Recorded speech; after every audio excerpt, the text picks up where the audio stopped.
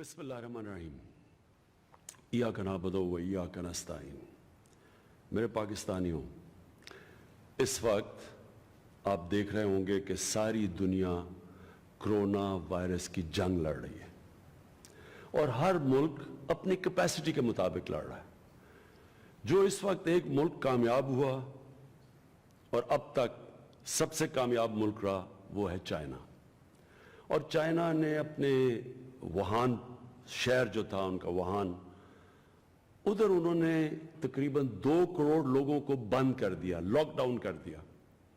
और लॉकडाउन करके उन्होंने आज इस कोरोना की वायरस के ऊपर काबू पा लिया है।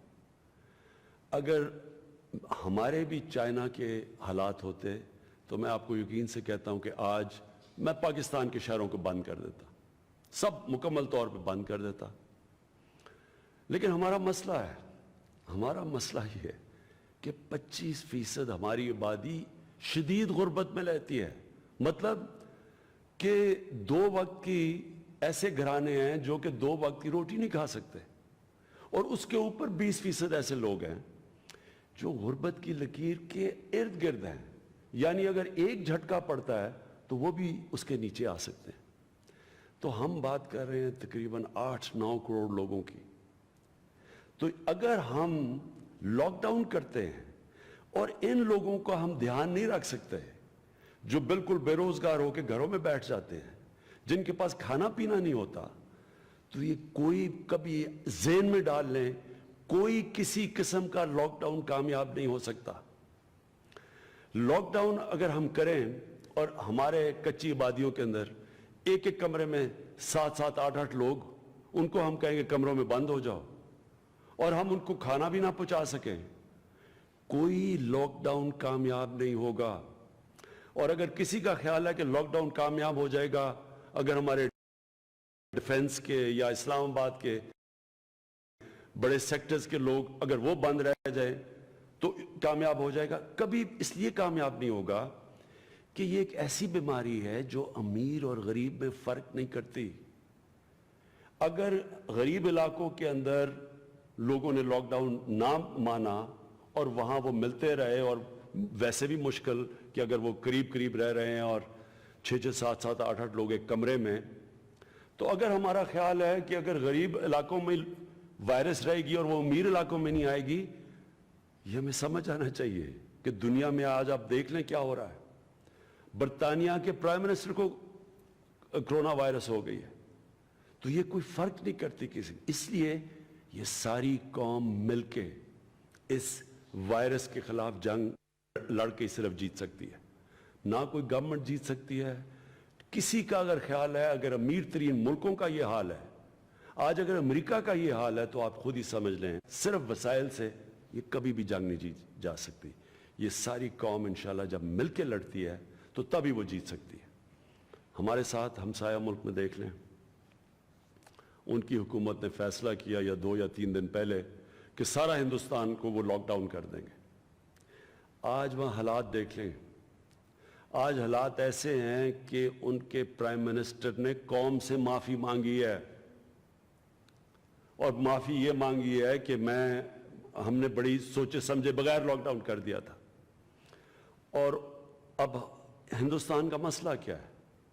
हिंदुस्तान का आज मसला ये है कि अगर वो इस लॉकडाउन को अब हटाते हैं तो कोरोना वायरस फैल जाती है, क्योंकि पब्लिक फिर से मिलना शुरू हो जाएगी, सड़कों पे आ जाएगी, काम शुरू कर देगी।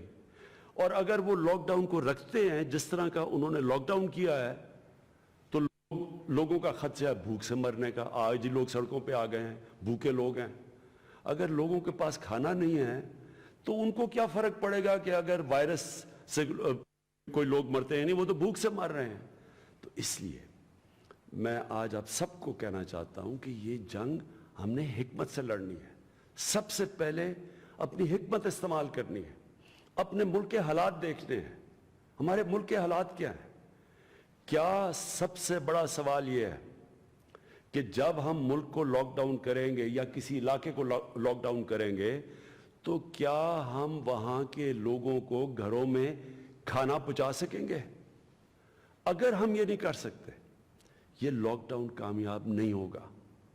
لہٰذا میں نے جو آج فیصلہ کیا, جو آج میں اناؤنس کرنے لگا ہوں آپ کے سامنے, ہم نے اب سوچا کہ ہماری طاقت کیا ہے, کیا ہم وسائل سے یہ لڑ سکتے ہیں. میں پہلے بھی سوال پوچھا ہے. اب صرف میں آپ کو معذرہ کرنا چاہتا ہوں امریکہ کا اور پاکستان کا. ہم نے اپنے بڑی مشکلوں سے پاکستان کی تاریخ کا سب سے بڑا ریلیف پیکج دیا ہے, تقریباً $8 ارب. امریکہ نے بھی ایک ریلیف پیکج دیا ہے, وہ بنتا ہے $2000 ارب. تو ظاہر ہے کہ وسائل تو ہمارے پاس نہیں ہیں. تو ہمارے پاس کیا چیز ہے؟ ہمارے پاس دو چیزیں ہیں. سب سے بڑی چیز ہمارے پاس ایمان, جو قائد اعظم نے شروع میں پاکستان کی جب ہمارا جو موٹو بنائی تھی, یونٹی فیتھ ڈسپلن, اس میں ایمان سب سے بڑی ہماری طاقت ہے. اور یہ کیوں بڑی طاقت ہے؟ کیونکہ ایمان کی وجہ سے پاکستان کی وہ قوم ہے جو دنیا میں 4 یا 5 ملک ہیں جو سب سے زیادہ خیرات دیتی ہے. دوسری ہماری طاقت کیا ہے؟ ہمارے نوجوان آبادی.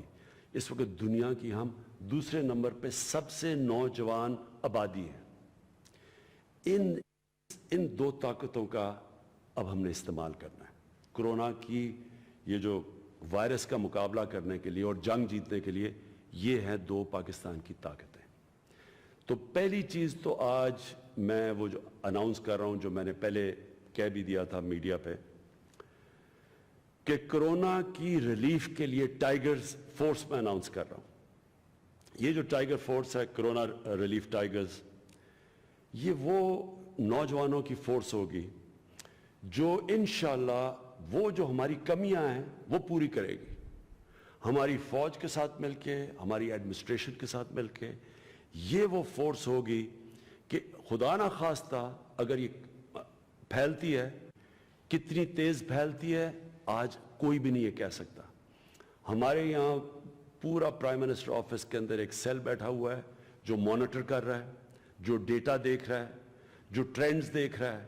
اور انشاءاللہ 1 ہفتے تک, 5 دن سے 1 ہفتے تک ہم آپ کو بتا دیں گے کہ یہ کس طرف جا رہا ہے. یعنی کیا یہ زیادہ تیز اونچی جانے لگی ہے یا آہستہ سے اوپر جانے لگی ہے. یہ جو ہماری فورس ہوگی, ہماری ٹائیگر فورس ہوگی, اس کا کام یہ ہوگا کہ ان علاقوں کے اندر جن کو ہمیں لاک ڈاؤن کرنا پڑے گا, یہ وہ لوگ ہوں گے جو وہاں کھانا پینا پہنچائیں گے, بنیادی ضروریات کی چیزیں پہنچائیں گے. یہ وہ لوگ ہوں گے جو لوگوں کو بتائیں گے کہ سیلف کوارنٹین کیا ہوتی ہے. مثلا اگر آپ کو زکام نزلہ کچھ ہو گیا تو ضروری نہیں آپ نے ہاسپٹل جانا ہے. گھروں میں اگر آپ رہیں اور سیلف کوارنٹین کریں تو آپ یہ مرض سے ٹھیک ہو سکتے ہیں. تو یہ سمجھنے کی بات ہے کہ یہ جو وائرس ہے یہ جب ہوتی ہے, ابھی بدقسمتی سے میں دیکھ رہا ہوں کہ ان کو مجرموں کی طرح دیکھنا شروع ہو جاتا ہے جس کو کرونا ہو جائے. لوگ جا کے اس کو پتہ نہیں, 1-2 جگہ میں نے بڑے عجیب چیزیں سنی ہیں. کرونا وائرس صرف, پھر سے میں سب کو قوم کو بتانا چاہتا ہوں, یہ صرف بوڑھوں کو اور بیمار لوگوں کے لیے خطرہ ہے. 4 سے 5% لوگ ہیں جن کو ہاسپٹل جانا پڑتا ہے. باقی لوگوں کو اگر سیلف کوارنٹائن ہو جائے تو وہ ٹھیک ہو سکتے ہیں. اور انشاءاللہ ہمارے جو کرونا ریلیف ٹائیگرز ہوں گے, یہ جا کے لوگوں کو بتائیں گے, اس چیز کا اویئرنیس ہوگی.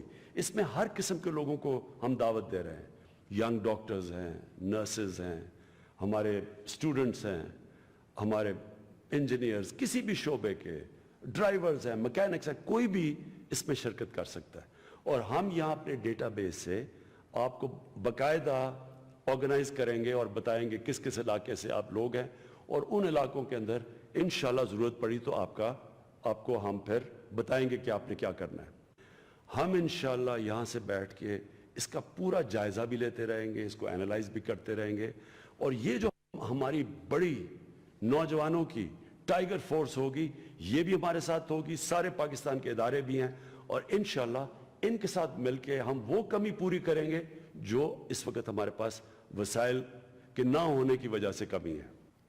دوسری چیز, آج میں prime minister corona relief fund announce कर रहा हूँ। नेशनल बैंक ऑफ पाकिस्तान में अकाउंट होगा। ये अकाउंट आपकी स्क्रीन पे आ रहा है, लेकिन ये परसों से खुलेगा। परसों से इस अकाउंट में जो भी पैसा डालेगा, पाकिस्तान से बाहर, पाकिस्तान के अंदर, किसी किस्म के सवालात नहीं पूछे जाएंगे।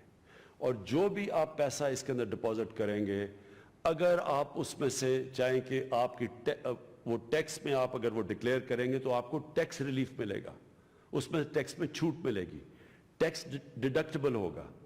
तो ये जो अकाउंट होगा, इसका मकसद क्या होगा कि जो हमारे एहसास प्रोग्राम में इस वक्त 1,20,00,000 लोगों को हम घरों के अंदर पैसे पहुंचा रहे हैं, 12,000 रुपए, उनको अगर हमने मजीद बढ़ाना पड़े तो ये जो फंड होगा, और बढ़ाना पड़ेगा क्योंकि लोग बेरोजगार हुए हैं इस वक्त, तो उनको घरों में पैसा पहुंचाने के लिए ये सारा फंड की हमारी पूरी कोशिश ही होगी कि इस फंड के जरिए हम लोगों को पैसा पहुंचाएं।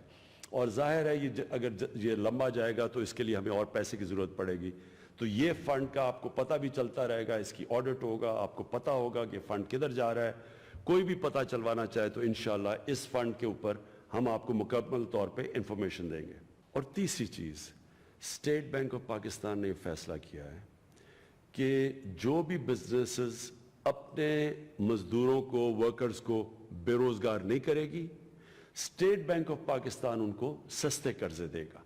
और चौथी चीज़, हमारे एहसास प्रोग्राम की जो फेसबुक पेज है, उस फेसबुक पेज के ऊपर एक तरफ हम कहेंगे कि जो भी लोग चाहते हैं, किसी गांव में बैठे हैं, उनको राशन की ज़रूरत है, वो उसके ऊपर रजिस्टर करें। और दूसरी तरफ जो भी लोग खैरात देना चाहते हैं, जो भी चैरिटी करना चाहते हैं, वो लोगों को वो रजिस्टर करें और हम आपस में इनको मिला देंगे। यानी जो खैरात देना चाहता है हम बता देंगे कि कौन से गांव में, कौन से मोहल्ले में लोगों को उस खैरात की ज़रूरत है, राशन की ज़रूरत है। तो हम सिर्फ, हमारा काम होगा कि एहसास प्रोग्राम के ज़रिए सारे जितने भी पाकिस्तान में खैराती, कोई खैरात करना चाहता है, कोई किसी किस्म के कोई राशन देना चाहता है, कुछ भी जो भी करना चाहता है, वो सारे रजिस्टर करें। और हमारी कोशिश ये होगी कि हम सारों का, ताकि पैसा ज़ाया ना हो, ताकि ये ना हो कि एक ही जगह सारे लोग खैरात दे दें, दूसरी जगह लोग भूखे रहें। हम उनको सारे एक मुल्क के अंदर बताएंगे कि किधर किस चीज़ की ज़रूरत है और कौन सा इदारा किधर काम कर रहा है, ताकि जो पाकिस्तान का रिलीफ एफर्ट है वो पहली दफ़ा पाकिस्तान की तारीख में कोऑर्डिनेशन से चले। मैं जब रिलीफ काम कर रहा था फ्लड्स के अंदर, और उससे पहले जो ज़लज़ला आया था तब, तो कई जगह ये हम देखते थे कि सारे लोग जाके एक ही जगह सामान दे देते थे, और पहाड़ी के दूसरी तरफ, मसलन जो पहाड़ों में जब ज़लज़ला आया था तो दूसरी तरफ लोग भूखे थे और वो ट्रक लूट रहे थे। और कई जगह हो रहा था कि जब इतना ज़्यादा सामान था कि लोगों ने सामान बेचना शुरू कर दिया और दूसरी तरफ भूख थी। तो मैं ये चाहता हूँ कि इस बारी पाकिस्तान में हम सारे खैराती इदारों को डायरेक्ट करें कि किधर किधर उनके जो वसाइल हैं किधर इस्तेमाल करें, ताकि हमारी खैरात का सही माने में इस्तेमाल हो सके। आखिर में मैं एक ख़ास चीज़ कहना चाहता हूँ। जो लोग ज़ख़ीरा अंदोज़ी कर रहे हैं, मैं ये उनको कहना चाहता हूँ कि उनकी वजह से इस मुल्क में लोग मरेंगे भूख की वजह से। आप जब ज़ख़ीरा अंदोज़ी करते हैं, जब आर्टिफिशियल चीज़ों की कमी होती है, उसको देख के सारे लोग चीज़ें अफरा तफरी में जाके, घबरा के, खौफ में, और सारे लोग जाके चीज़ें ख़रीदने शुरू कर देते हैं। उससे ये होता है कि एकदम कमी हो जाती है और चीज़ों की कीमतें आसमान पे चली जाती है, और उससे क्या होता है, हमारे कमज़ोर और गरीब लोग भूखे रह जाते हैं। इस मुल्क में कोई कमी नहीं है अनाज की। इसलिए मैं ख़ास तौर पे आज कहना चाहता हूँ उन लोगों को जो लोगों की भूख और तकलीफ पे पैसा बनाना चाहते हैं कि आपके खिलाफ रियासत बड़ा सख्त एक्शन लेगी। वो एक्शन लेगी, आपको इबरतनाक सजाएं दिलवाएंगे हम, क्योंकि आप जिम्मेदार होंगे अगर यहां इस मुल्क में लोग भूखे मरे। और बाकी अपनी कौम को मैं कहना चाहता हूं कि یہ جنگ ہم جیت سکتے ہیں قوم جب مل کے لڑے گی. اس میں سب سے زیادہ ضرورت حکمت کی ہے. حکمت ہم نے بحیثیت قوم استعمال کرنی ہے, اور اس کا مطلب یہ کہ جب ہمیں پتہ ہے کہ جدھر بھی لوگ جمع ہوتے ہیں وہاں کرونا وائرس کا پھیلنا کا خطرہ زیادہ ہے, تو ہمیں خود ہی سوچ لینا چاہیے کہ ہم نہ جمع ہوں, فاصلے رکھیں, کم از کم ایک دوسرے انسان کے بیچ میں 2 گز کا فاصلہ رکھیں, جس کو سوشل ڈسٹنسنگ کہتے ہیں. ہم خود اپنا ذہن استعمال کریں, کیونکہ یاد رکھیں ہم کسی کی زندگی خطرے میں ڈال سکتے ہیں, اور کسی کی زندگی کا مطلب اپنے بوڑھے اور بیمار لوگوں کی زندگی خطرے میں ڈال سکتے ہیں, صرف اس لیے کہ ہم احتیاط نہیں کریں گے. پاکستان وہ ملک ہے جو اسلام کے نام پہ بنا تھا, اور ہر مسلمان مدینہ کی ریاست کو رول ماڈل سمجھتا ہے, کیونکہ وہ نبی صلی اللہ علیہ وسلم کی سنت تھی. مدینہ کی ریاست کے اندر نبی صلی اللہ علیہ وسلم نے 2 چیزیں ہمیں بتائی تھیں. سب سے پہلے دنیا کی تاریخ کی پہلی فلاحی ریاست بنی تھی, یعنی کہ ایک انسانیت کا نظام بنا تھا. ریاست نے سب سے پہلے ذمہ داری اپنے کمزور طبقے کے لیے تھی, اور آج بھی ہم نے اگر یہ جنگ جیتیں گے, اگر ہم بحیثیت قوم وہ کمزور طبقوں کو جو کچی آبادیوں میں رہتے ہیں, جو بیچارے ڈیلی ویجرز ہیں, جو بیچارے اس وقت گھروں میں بیٹھے ہوئے ہیں, نوکری نہیں ہے, پیسہ نہیں ہے, اگر ہم نے یہ جنگ جیتنی ہے تو جب تک ہم ان لوگوں کا دھیان نہیں رکھیں گے ہم یہ جنگ نہیں جیت سکتے. اور ہمیں یاد رکھنا چاہیے کہ انصار اور مہاجر کا جو ہمارے نبی صلی اللہ علیہ وسلم نے شروع میں جو بھوکے لوگ آئے تھے, کوئی ہاتھ میں چیز نہیں تھی, جب مکہ کو چھوڑ کے آئے تھے, تو جس طرح انصاروں نے ان کی مدد کی تھی, ان کو دھیان رکھا تھا, وہ سپرٹ چاہیے آج پاکستان میں.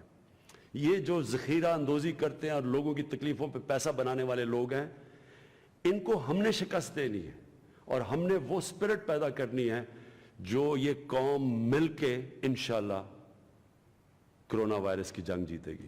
پاکستان پائندہ باد.